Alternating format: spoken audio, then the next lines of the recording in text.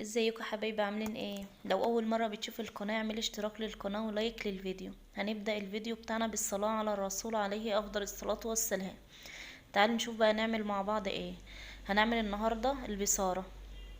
انا معايا نص كيلو من الفول المدشوش، وحط عليه كام فص توم وبصلتين وقرن فلفل حامي.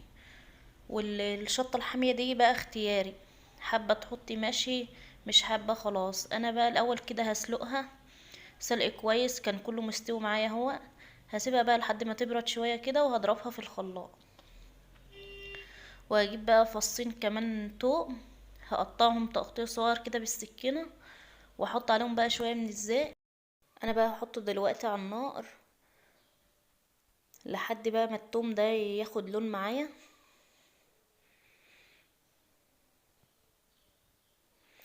اول كده ما التوم يحمر هنزل عليه بقى بالفول اللي انا ضربته في الخلاط.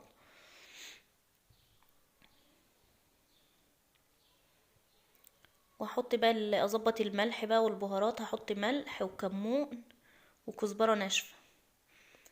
وانا بقى هكون جايبه بقى شويه من الخضره كده مقطعهم تقطيع صغير بالسكينه. هسيبها بقى لحد ما تغلي كده الاول شويه.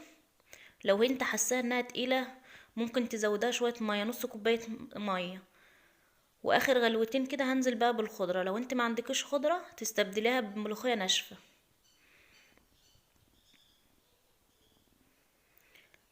وتروحي بقى طافيه عليها وغرفها بقى في الاطباق، لان هي كده بتشكل كده شبه الكاستر كده. وهو ده يا حبايبي كان الغدا بتاعنا النهارده. يا رب يكون عجبكم الفيديو واستفدتوا. لايك للقناه، لايك للفيديو واشتراك للقناه. في رعايه الله حبايب قلبي.